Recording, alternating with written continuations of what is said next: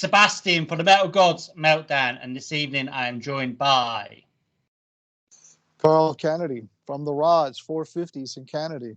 I really love the 13-track compilation that's been released. You guys just never sound dated with the rods. It just doesn't sound dated. Thank you. That's a big compliment. I appreciate it. How do you think that is, and why? It's insane. You just never sound dated, guys. You know, I think it's we've always been true to ourselves, but we love music, so we're always listening, and that's seeps into what you do as a writer. So I'm sure that there are components of our original, what we've sorted through, like from our early roots, but then what we're learning and listening to today. So, it comes out, and so it comes out as your own style, but it kind of freshens up what you're doing and enlivens it and brings something new to it. So I don't know that I think it's that, I don't know what to say about that other than thank you for the compliment, but we do just do what we do. That's the one thing we've decided on years ago was we can't be all things to all people. The rods can only be the rods. And we have a saying in the rods, which we laugh about, but in all comedy, there's an element of truth. And that is that we always say when we bring in a song, if it takes more than 5 minutes to learn or has more than 3 chords, it's not a good rod song. So that's brilliant. That's brilliant. It really is heavy metal the way it should be, and always hopefully will be. It's great. Okay, so I'm going to ask you next about being the ultimate power trio. Is that a fair comment? Well, I mean, it's a very kind comment, but I know that from early on, for me, the bands I loved were and listened to and tried to emulate the drumming from those songs were The Who, and I know that's not a trio, but it was 3 pieces, guitar, bass, and drums with a lead singer, but it's still musically 3 pieces. Yeah. The Who, Hendrix, Cream, those bands were all like huge influences. Led Zeppelin, again, not a trio, but 3 instruments and a lead singer. So those are the bands that were, and Blue Cheer. So these are all my influences. Yeah. So winding up, not that I've always played in a 3-piece band, but once we started the Rods and we did 3-piece, David and I fit together so well. The way we wrote songs, the way we played together, and I think it shows to this day that we have a connection musically, and so being in the power trio is such a natural thing for me. When I played in other bands, I love it. I do play different disciplines as a drummer, and I spent almost 22 years playing with this band called the Jeffrey James Band, where we did all popular music, played weddings and corporate events and all kinds of music, and I love doing that. And but nonetheless, my heart is with power trio, so it's just a normal thing. And David, I think, is basically the same thing. I mean, he played with Elf, with Ronnie, but he was always into the power trio thing as well. So when he played the weddings and that in the past, how many times have people come up to you and said, "I recognize you. You're in the RAWKS"? Has that happened lots? It's happened. In fact, I've done a few drum solos at weddings that were unexpected because, oh my God, he's in the Rods. That's Carl Canedy from the Rods, and then like do a drum solo. So in the middle of a wedding, there's a wedding band. I mean, and the other joke in the band with bass player Tony and the guitarist Scary, we'd always joke about. There was this medley, a Motown medley, and of course I would be putting double bass in this medley, and so the joke is always, it's a Motown, bring in the Motown whenever I played double bass, because that's what I did. I would try to bring what I was learning, and my daughter was instrumental in that. My daughter said to me, I was going to leave Jeffrey James. She's like, I don't really, I don't know. I was getting bored with it, and years ago, and she said, you love playing drums. And of course, there was another drummer in the band, a percussionist, who would take over whenever I wanted to leave to play with the Rods. But she said, you love playing drums. Why would you not play? And so I thought about that, and I decided that I would use it as a way to practice and play things. And so I would dissect all the songs, and I would learn new things separate from what the band was doing. And then I would just implement them in the band and practice things like being open-handed. So I'm playing left-hand ride. Normally I play right hand, but I decided I'm going to play this set with left-handed ride, and it kept it interesting for me. And it was actually great because it opened up a lot of avenues as a drummer. So that's awesome. So when the Rods play live, how gratifying is it for you to, like, when you look out on the crowd, it's not just like old people like me and you, but you got youngsters there too. It must be so amazing to see that the youth are loving what you do. Yeah, Sebastian, it's old people like me, not you. You're still young, but it amazes me, and I have a cameo to do that I just received a request, and he's 28 years, turning 28, and wants me to do a shout out. He saw us at Ragnarok, or oh my God, 6 years ago, something like that. Right. And he said it was life changing for him to see the Rods live, and so I'm going to do a birthday shout out for him. But he's 28, and so when I look out in the crowd and I see so many young people, and I have young drummers who are phenomenal, but they respect the way I play and appreciate it just as I appreciate theirs. It's pretty amazing to see, because it's not what I really expected. But I think once I made peace with the Rods being who we are, it seemed like that changed. 15 years ago when we really started recording again, I had to make peace with it, because there's so many phenomenal drummers that I'm like, well, you know what? You're probably not going to play that way. Mm-hmm. Absolutely. So I saw you guys in Newcastle upon Tyne. I can't remember when it was, about 7, maybe 8 years ago it was, maybe more than that. I know you're out on tour at the moment in the States, aren't you? We're playing some shows anyway. Are there hopes to get back over the water?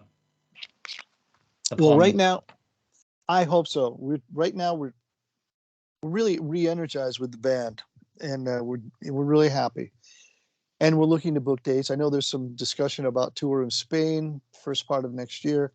I don't know what will happen with this, talking about a Japanese tour. So these are all things that are just being discussed. However, hopefully they will come to fruition. I'd love to get back. UK for me is one of the countries that, obviously, doing the Iron Maiden tour, I fell in love with the country, the people. Would love to come back. And I love Europe. There's so many countries we've played in Europe that we have friends, and I love the fans. And Europe really is more home to me than it is US, because we haven't toured extensively in the US because it's such a huge country, and there are only pockets of metal fans here, like Texas. They're great, but there are a lot of places that just, there's no metal. You're not going to play there. I know, I can imagine. So when you are playing Rod songs, which two are your favorites then? That's a good question. That's a difficult question. The old saying, they're all like my children. I know. How can I choose one over the other? I wasn't sure whether to ask you that one. That's right. When you have kids, you choose one or the other. Probably the one that's not in jail is the one you like the least. But I think it's I still love playing like the songs like Too Hot to Stop. I love those songs, but I love Evil in Me. I love playing Brotherhood of Metal. I love Violation is always fun. It's really hard for me to pick one. I mean, the set list we're doing now includes those songs, but the older songs like Crank It Up, they're still fun to play, but it's a different kind of. I love the new songs as well, so I can't answer that question. I gave you a crappy answer. I'm sorry. That's cool. Okay, so moving on to the next band, the 450s album. I really have enjoyed that. It's very different. I really enjoyed it. But can you tell me a bit about the Columbine song and the inspiration and the video? Rhett, the singer, and I'm glad to hear you say you like the 450s, because I'm so proud of it. I think it's a great album. We recorded it in the studio live with very minimal overdubs, and I love it. But the song Columbine, the singer Rhett, who was the singer in Young Turk, band I produced and managed for Geffen and Version, he's a brilliant guy, brilliant writer, great lyricist, but the songs he writes are based on basically people he knows or true stories. Yeah. And so Columbine it's a bit of a hodgepodge, but like like there are names of people he knows and in that, and he would be the one to answer it. But I can only say that he writes from experience and true stories, and the lyrics are so good, but also he's Deep. so prolific, and he can write so quickly, and just you're amazed at what he writes. Really, I hate to say the guy's a poet, but he could really be a poet. He could do spoken word. Cool. I mean, with that band, are there plans to head out on the road with the 450s anytime soon? Well, thank you, COVID. That's really put a big damper on doing live dates, but we are looking to now. We hope to play. I mean, that's one of the things we want to do is do some live dates. Yeah. But we are planning on getting together and starting to write for the new album, and definitely, hopefully, doing a second album. So we'll see what materializes. But I love it. I'm proud of it.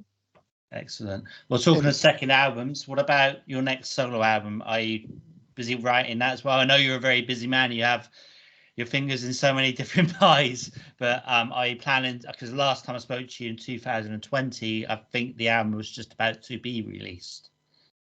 And we're talking about the Canedy album, correct? Sorry, yeah, the Canedy, yeah. Yes, the Canedy album. And so the Canedy album, we started writing it, and we've got 3 songs in, and we've been offered a record deal. But as it turns up, I've decided to put that project on hold, and I have a new project that I'm very excited about, and I can't talk about it. Okay. Some great musicians, and plus the singer from Canedy as well. But it's in its infancy, and yes, we have about 5 songs well underway, and we will see what comes of it. Cool. It's one of those things when you're putting in a new project, it is will it survive or not? But it's so far I'm very, very excited about it, and I'll be thrilled when I can announce it. And so we'll see. I will let you know. Awesome. I got a little bit excited then because I'm a big Sebastian Bach fan. My namesake Sebastian. I was thinking, he's going to say he's got Sebastian Bach singing for him because he hasn't released an album. Yeah, I love such a done great an album for years. Such a great singer. He's amazing, absolutely. And it always seems like such a waste when there are some musicians who are just super talented, and they don't live up to what you're not. I'm sure they live up to their expectations of themselves, but they don't live up to, my expectations of them. I think he's so great. I would love to have seen much more by this time. Absolutely. I still rest in peace, Eddie Van Halen. Sorry, truck's going by. Rest in peace, Eddie Van Halen. But I still harbor resentment that we didn't get at least one more unbelievably great Van Halen album. It should have happened. Absolutely, man. Can't agree more. All right, so I'm going to ask you way back when, Man O' War. Do you ever regret that you never sort of stayed with them? I have never once regretted not staying with Man O' War. Okay. And the reason for that, and I've been asked that question a number of times. Yeah. I think that at the time this happened, now it was a very, very difficult decision.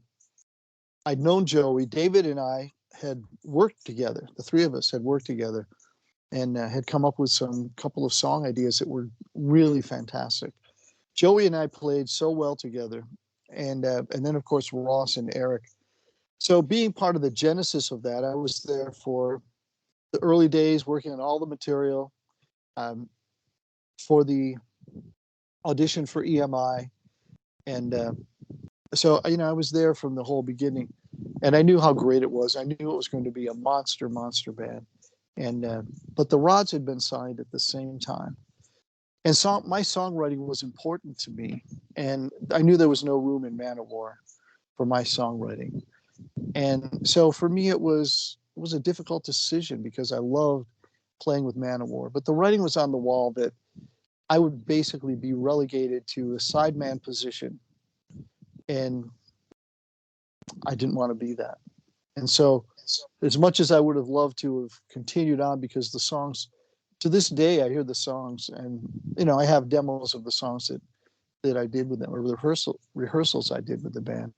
But unbelievable energy in the early days with us, and I still hear the songs, and it takes me back, and I love the songs just as much as I did when we were working on them in the studio. So, but the answer to the question is no. I never regretted it, and I'm glad I never regretted it, because I think those kind of things for people, they just eat at you. But I've been very happy with my life and how my life has gone, and you know, I mean, I would love to have had the Rods achieve the same status Man of War achieved, but you know, that's the way it goes. So I'm fine. Excellent. And I'm sitting here at my lake house, so it's not like don't cry for me. You know, I'm not exactly. Yeah. Absolutely. All right. And so, obviously, are you glad that you started out back when you did, rather than in this crazy internet age in a band or working in the music industry? Because absolutely crazy, isn't it, these days? Boy, it really is, and that's a really great question, because when I started, you know, you were bottlenecked. You had the only way you were going to be successful is to be signed to a major label who had that was the conduit to mass success. And like today, you can be an indie breakout, and it happens. You have a lot of options. You know, TikTok, YouTube. You can go on some show, America's Got Talent, Britain's Got Talent, whatever. You have so many avenues. But when I started, it was a whole different world, and the conduit was through a major label, and without that, you were doing nothing. That was it. But so having said that, that was something that was, you know, once you did achieve that, at least gave you a bit of a push and some prestige and so on. But today, it's the Wild West. You know, you could walk into McDonald's and somebody will hand you a zip drive of an album that they did. You know, do you want fries with that? And here's my zip drive, because I just did a whole new album. So it's so prevalent to have, and it's so easy to obtain material and recording gear, and so everybody can do it at home. However, it's tough to rise above the noise, isn't it? There's so much out there, and it really is. So much is derivative. And so as one of my friend who's an A&R, top A&R guy, goes, you know, I look to sign bands who create a new genre. I'm like, yeah, okay, great. In the metal scene, like, it's tough to create. Well, you're going to, like, how many subgenres are there in the metal scene, just for example? So you know, so let's say country. Are we going to let's invent the swing country death metal? Where do you go with it, and how do you, like, you know, it's a nice thing to say, but you kind of have to be true to yourself as an artist. And I think if you do that as an artist, that's great. And now you have avenues to pursue. But if you're over 22, I've had two A&R people, top A&R people, say, I don't sign anyone over 22, and I don't sign anyone over 25. Wow. So now you have to. So and I know I've heard that from a friend about another A&R person who's very successful, who says the same thing. So that in and of itself, if you're 25 is hardly old when you look at someone like Tony Bennett, who's out there killing it. When you look at, you know, AC/DC, or you know, you look at Paul McCartney, 80 years old, doing close to a 3-hour show. So it's certainly discouraging in that sense, in terms of a major label deal. So if you're not a dancer, singer, and you know, the triple threat, and doing pop music, it's going to be tough for a rapper. So so long story here, long-winded, sorry. But so on one hand, I love the freedom that it gives you, because you can be true to yourself. We would have certain things. You need a single. We're a heavy metal band. How can, you know, what kind of singer are we going to get on the radio in the 80s? You know, for the band like the Rods, like, it's like Motorhead. You know, are they going to put out a song that's just going to blow up the charts on a singles radio next to a Stevie Wonder song? No, highly unlikely. But now you can be true to yourself. You can put it out. You can be creative. You can use your iPhones to make videos. So I love that. I love that freedom is there, and you can get your music out, put it on YouTube.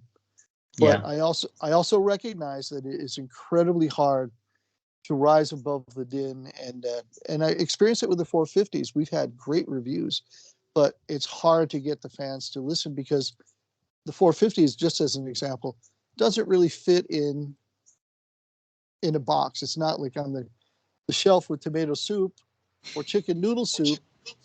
The 450s fit somewhere in between, but there's no shelf between tomato soup and chicken noodle soup. So you keep pushing it and pushing it, but sorry, there's no shelf space, kids. So that makes it difficult. But it's a different day, and I love it though. I do love the fact that you put things out on your own and dealing with record labels who sometimes I've had A&R people who were just clueless, and that's what you had to go through to get somewhere. But they were literally clueless people. They were business people, and waste of time. But that was the proverbial ass you had to kiss. Okay, so going back again, though, sort of vinyl's making a resurgence, and I'm so pleased. But I've been going back around the old record stores, really getting the albums I had years ago, which I didn't look after very well, and they cost a fortune now. But they do. How gratifying is it though to see it back? I think it's great to see the vinyl back. I think so too, because for me, again, growing up, I would put on an album, and I would listen to it as an album. Not a singles driven market, which my daughter's grown up in, just like I did when I first started. It was all, I would buy 45s, and for you kids, that's a very small vinyl with a big hole in the middle of it. And but I would buy the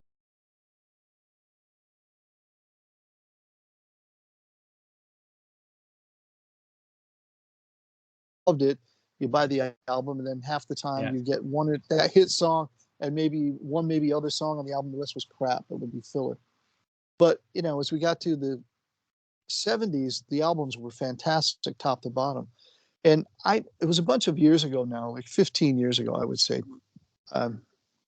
But I've been listening to CDs, and we were remastering things and listening, and I dropped the needle on an album, and I was blown away at the warmth and the low end and how great vinyl sounds. And of course, vinyl, as time goes on, we know if you don't care for your records and use really good equipment, you're going to have scratches, you're going to have pops and clicks and whatever. But vinyl sounds great, isn't it? No doubt about it. It really does. Okay, so next question then, sort of to do with vinyl. What was the first album that you ever owned? Do you remember? The first single I ever bought, which is not what you asked me, but I'm going to answer this. First single I ever bought was Purple People Eater by Sheb Woolley. And I got to meet Sheb Woolley, and we actually hung out for a while at New Music Seminar. And that was great because that was the first single I ever bought. The first album I ever bought was South Pacific.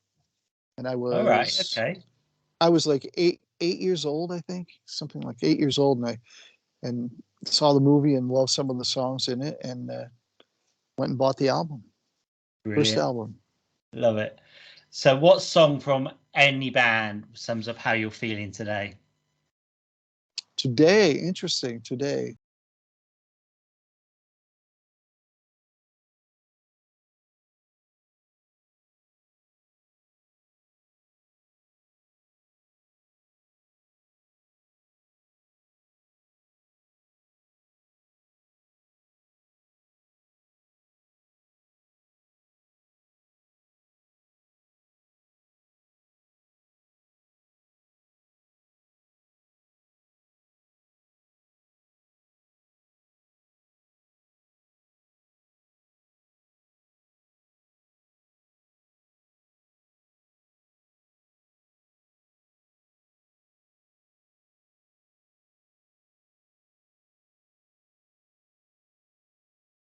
I was so, and sometimes I don't think of it often enough, but one of the highlights, if not the highlight of my career, has been Ronnie Dio singing The Code that I wrote, a song I wrote, and watching him record and him asking me, can I change this